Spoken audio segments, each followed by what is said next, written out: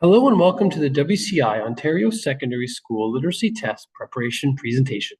My name is Mr. Poole, and I am here to guide you through the process of achieving this graduation component here at the home of the Red Devils. You may be thinking to yourself, oh my goodness, Mr. Poole, what is happening?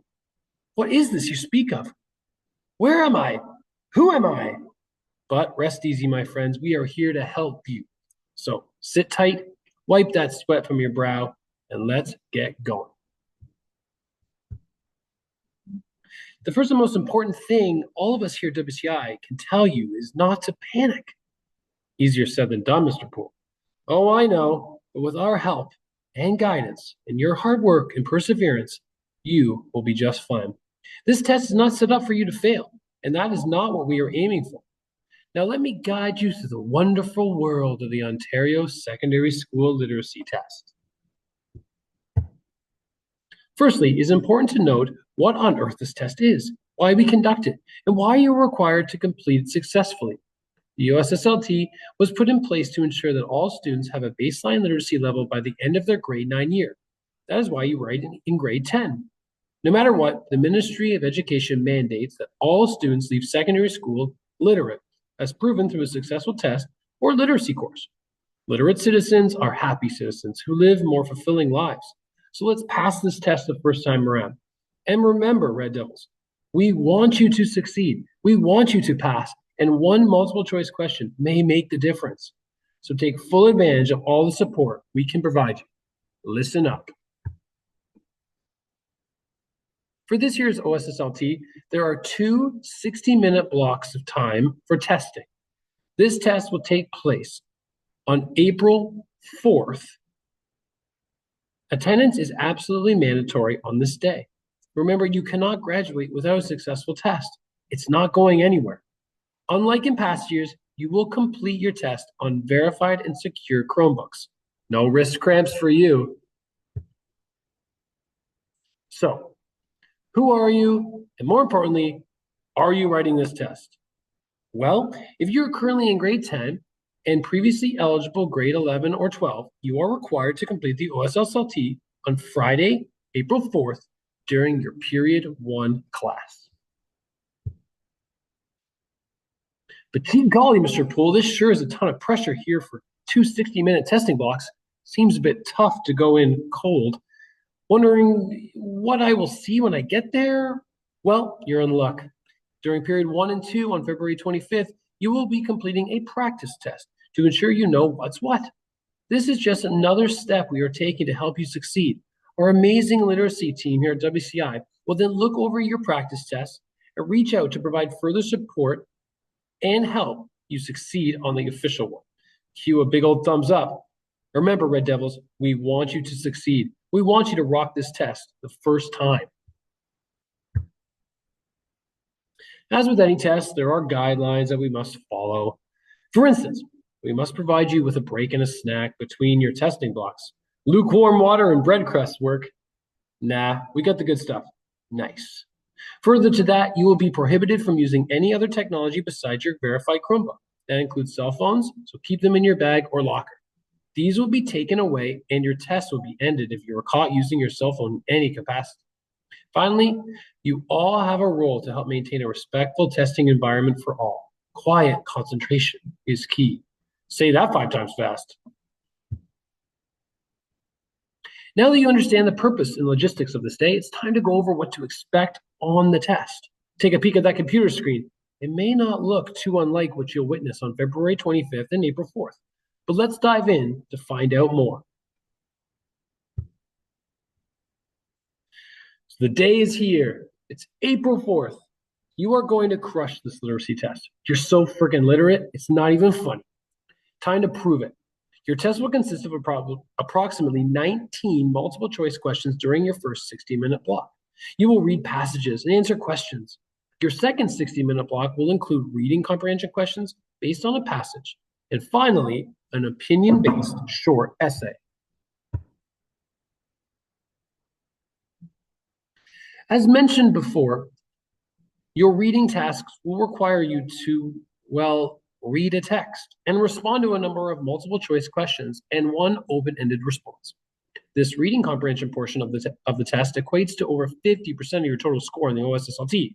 So read for purpose and leave nothing blank. The writing portion of your OSSLT will include a long response essay prompt and multiple choice questions based on an opinion essay. This is worth just under 50% of your total score. Again, leave nothing blank. Use all the time you were allotted. Now, I bet you're thinking, wow, Mr. Poole, you're so wise, and this is such an informative and creative presentation, but I still have some unanswered questions. Well, you're in luck, Billy. The WCI Literacy Committee has set up a Google Classroom. Here, you can access frequently asked questions, see updates, and reminders, all sorts of good stuff. You must join the Google Classroom if you are writing the literacy test this year. Please get out your phones or devices to join right now. Teachers, go ahead and pause this video.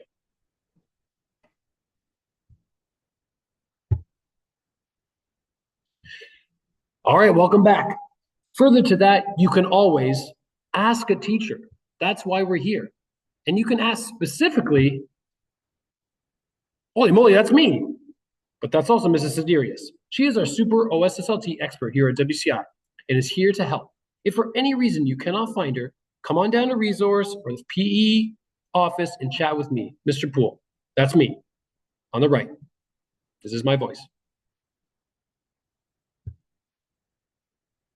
Prepared much? Yeah.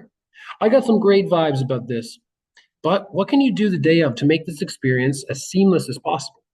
Well, hit up Breakfast Club for a bite to eat, get a good night's sleep, take a practice test, heck, take a bunch. Email or reach out to us at any time if you require more support. We got your back. When writing the OSSLT, there are some tips and tricks that we can give you to give you a greater chance of success.